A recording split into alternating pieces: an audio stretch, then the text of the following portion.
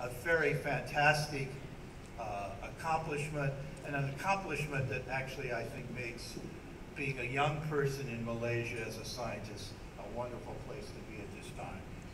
Now I would like to ask Dr. Pevzner, who is a senior consultant, to summarize some of the accomplishments on the numbers and assembly process.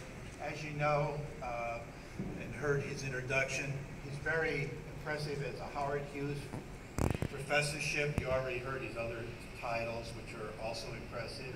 Very involved in the computational biology activities and systems biology in UCSD, and very active in developing the very unique computer algorithms that are required to assembly this fragmented genome as it's been put together.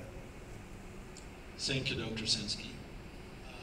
Honorable Prime Minister and distinguished guest, you may find it surprising, but the biggest challenge in assembling the oil palm genomes is not actually generating experimental data. It is computational assembly of this data into the genome.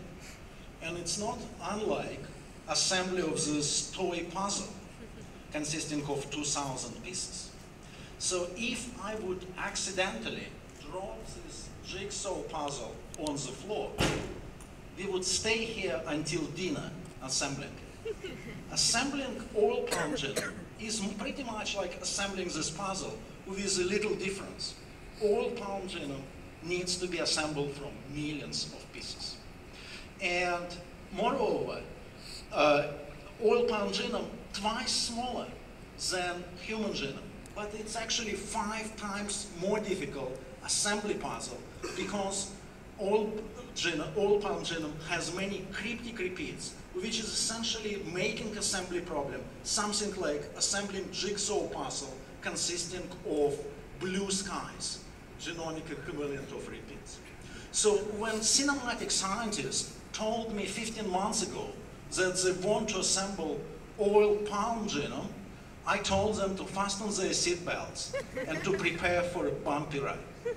So today, 15 months later, I'm pleased to tell you that they survived the ride and assembled the genome. And it was a difficult enterprise. Next slide, please.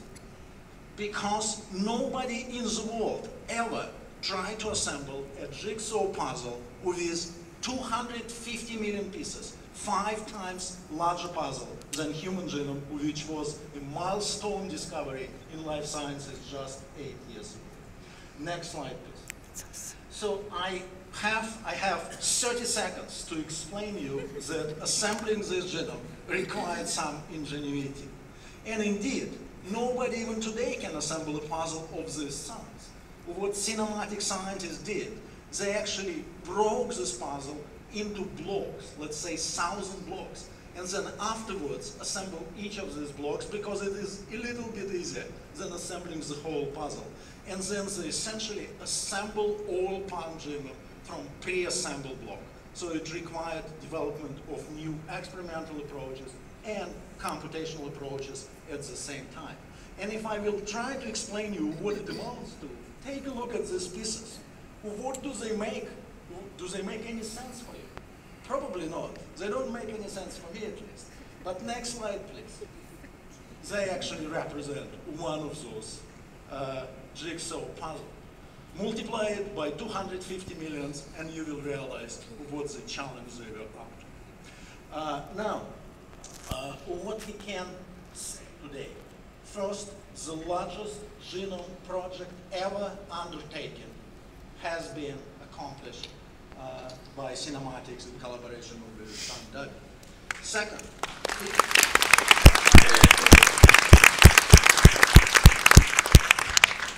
this is by far the largest project using wonderful next-generation sequencing technologies pioneered by 454 company in Connecticut, and their representatives are here today also to celebrate. And third, it is the largest plant genome ever assembled. Now the next question we can ask, how does this assembly compare with other genomes? And you can see from this table that it compares very well. Now, some of you may ask, well, it is covered by 93.8%, its current assembly. Why not 100? Why it is not perfect? I have to tell you, no genome ever has been perfectly assembled, including our own human genome. For example, just 2 weeks ago, United States scientists announced sequencing of cow genome, and it's nowhere to being perfect. Genome assembly is not about being perfect, it's about being useful. And Synamatix scientists proved without doubt that they produced a very useful assembly. And I want to finish my presentation with a hope that it's not the last step in Malaysian bioinformatics and genomics achievements. It is rather the first step. And the next step will be how to convert this knowledge into even better oil